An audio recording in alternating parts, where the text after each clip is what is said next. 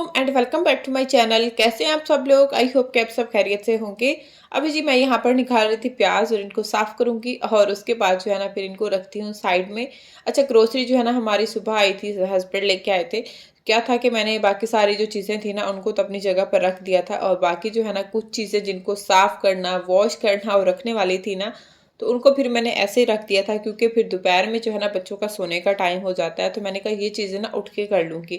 तो बस ये अभी ना मैं फिर फटाफट से आ गई थी किचन में और अपने जो है ना वो काम निपटाने में लगी हुई थी।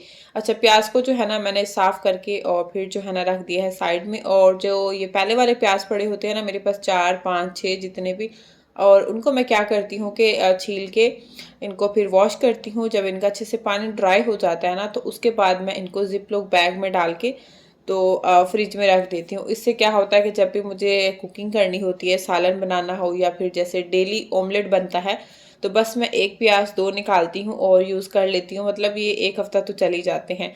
उसके बाद जी फिर धनिया पुदीना जो है ना ये भी बहुत ज़रूरी होता है, इसको स्टोर करके रखना, और इसके बगैर तो है ना गुज़ारा नहीं होता हमारा।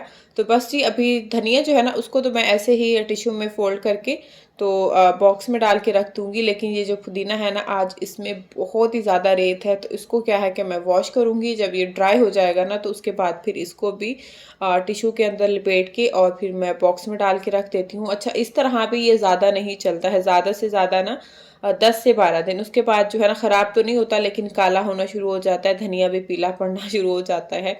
खैर जी, कुछ दिन जो है ना फिर भी गुज़र जाते हैं। अगर हम धनिया पुदीना ऐसे रख दें ना फ्रिज में फिर तो दूसरे दिन ही वो जो है ना सूख सड़ जाता है। और यहाँ पर जी प्याज़ भी मैंने वॉश करके रखे हुए थे तो बस उनको भी ड्राई हो गए थे तो ज़िप लॉक बैग में डाल के रख दिए हैं। और यहाँ पर जो है ना मिंट को भी अच्छे से वॉश कर लूँगी, इसमें इतनी ज़्यादा रेत निकल रही थी ना। अच्छा, जब ये साफ़ होता है ना तो फिर मैं इसको ऐसे ही डाल के जो है ना रख देती हूँ बॉक्स में।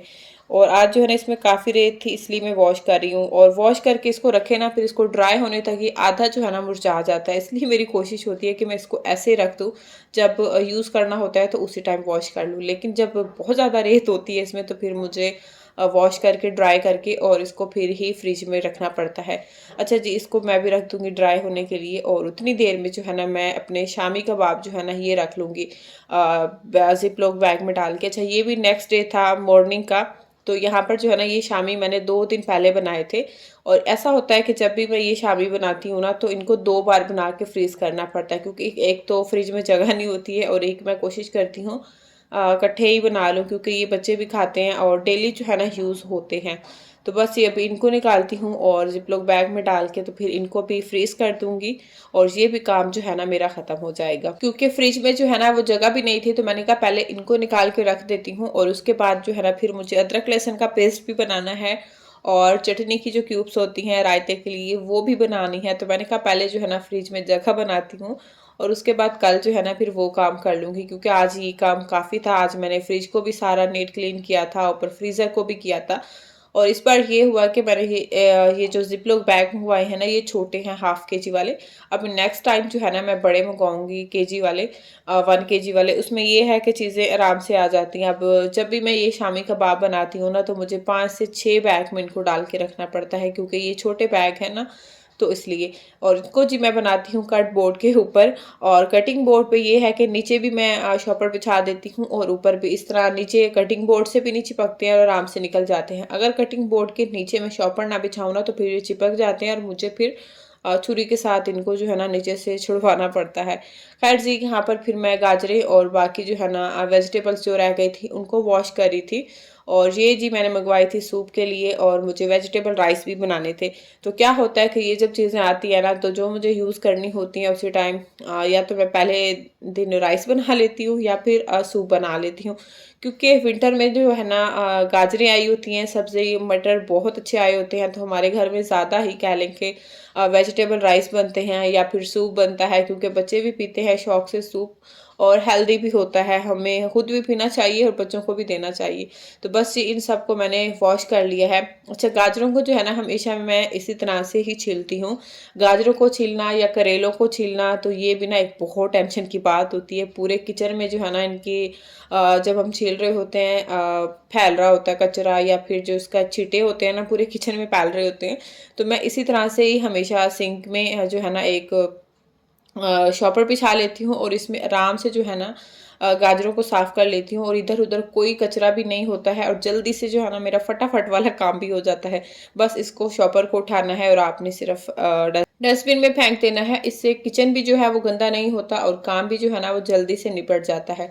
बस जी, यहाँ पर आप लोगों को जो गाजरें हैं ना वो 2 किस्म की नज़र आ रही होंगी। एक मेरे पास ऑरेंज गाजरें हैं और दूसरी है रेड वाली। क्योंकि जो रेड वाली है ना वो आज ही मेरे हस्बैंड लेके आए थे पाकिस्तानी स्टोर से सालन बनाने के लिए। तो मैंने कहा जी नहीं, सालन नहीं बनाना इनका जी, मैंने बनाना है वेजिटेबल राइस। तो फिर मैंने कहा काफ़ी गाजरें हैं। एक दिन फिर क्या था कि मैंने सालन बना लिया था और एक दिन फिर मैंने वेजिटेबल राइस बनाए और फिर उसके बाद जो है ना मैंने बनाया सूप, क्योंकि सूप में तो बिल्कुल थोड़ी-सी गाजरें जाती हैं।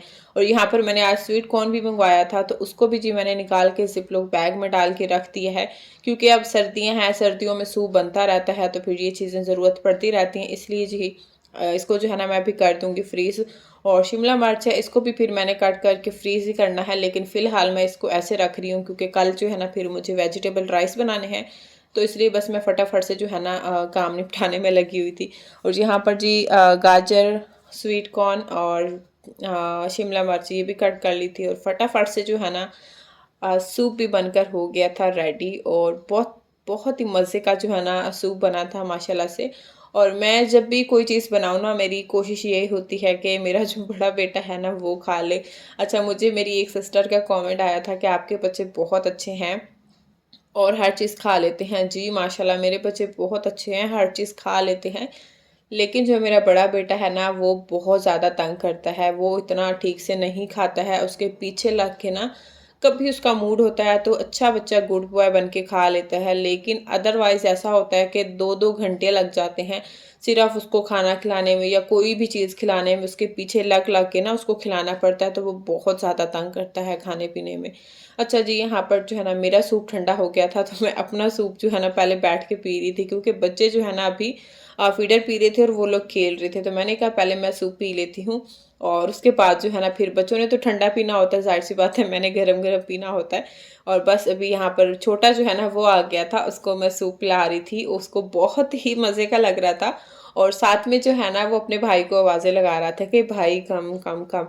अच्छा, अब ऐसा है कि दोनों बोलने वाले हो गए हैं आपस में, भाई एक-दूसरे की बात भी समझते हैं, तो फिर क्या होता है कि बड़े को मैं बुलाऊँ ना नहीं आता, लेकिन जब भाई को खाते हुए देखता है और जब इसको भाई बुलाता है ना तो फिर माशाल्लाह से वो भाग के आता है, उसको देख के फिर ये भी खाता है। छोटे को जी मैं सूप पिला रही थी और बड़ा जो है ना माशाल्लाह वो खुद ही खाना खाता है, खुद ही सूप पीता है, तो बस वो खुद ही अपना सूप पीने में लगा हुआ था। बस जी, यहाँ पर बच्चों की मस्तियाँ चल रही थी और साथ-साथ दोनों भाई सूप पी रहे थे और बड़े साहब जो है ना छोटे भाई को सूप पिलाने की कोशिश कर रहे थे, तो मैं उसको डाँट रही थी कि खुद पियो, उसको छोड़ो, मैं उसको पिला रही हूँ। उसके बाद फिर नेक्स्ट डे था और आज मेरे छोटे बेटे को लगी थी वैक्सीनेशन। अच्छा, इसको लगवानी तो हमने कुछ दिन पहले ही थी, अभी थोड़ा लेट हो गया था, लेकिन आज जो है ना इसको हमने वैक्सीनेशन लगवाई थी और इसकी दोनों ही टाँगों में लगी थी। तो आज जो है ना ये बड़ा ही गुड बॉय बन के बैठा था। नो टच टीटर मम्मा, नो टच टीटर। No open Papi Dandy Mama, okay? Okay, Dandy Mama. Okay baby, पापा डांटी मम्मा। हाँ. ओके। और यहाँ पर मैं अपने बेटे का पैम्पर चेंज करने लगी थी और साथ ही साथ जो है ना बड़ा बेटा वो मुझे डांट रहा था, कह रहा था कि मम्मा भाई को टच नहीं करो, उसका जो स्टिकर है वो नहीं उतारे, डॉक्टर ने लगाया है, भाई को हुई हुई है। तो पापा जो है ना आपको डांटी कर देगा। मैंने कहा अच्छा जी, मैं टच नहीं कर रही हूँ। और यहाँ पर जिसको दोनों ही लेग पे लगा था, लेकिन ये आज ना बड़ा ही प्यारा नाइस बेटा मेरा बन के बैठा हुआ था, कह रहा था कि मम्मा मुझे हुई हो गई है। मैंने कहा अच्छा कोई बात नहीं। और यहाँ पर इसका पैम्पर जो है ना वो भी फुल हो चुका था, इसकी जो है ना ब्लू लाइन येलो लाइन से ब्लू लाइन हो गई थी। तो अभी जो है ना इसका मैं पैम्पर चेंज करती हूँ और उसके बाद फिर देती हूँ इसको मेडिसिन। अच्छा, आपको अगर पता नहीं चलता ना कि बच्चे का पैम्पर कब चेंज करें, फुल हुआ है कि नहीं हुआ, तो जब भी इसकी ऊपर येलो लाइन बनी होती है वो ब्लू लाइन हो जाए, तो बस उसी टाइम पे आप बच्चे का पैम्पर जो है ना चेंज कर दें।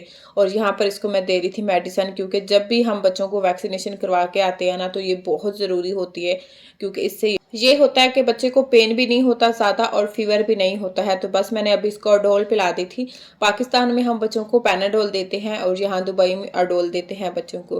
बस जी, आज का व्लॉग यहीं पर एंड करती हूँ। होपफुली कि वीडियो आपको पसंद आई होगी। वीडियो पसंद आई है तो वीडियो को लाइक करना है, चैनल को भी सब्सक्राइब करना है। मिलते हैं नेक्स्ट वीडियो में। अल्लाह हाफिज़।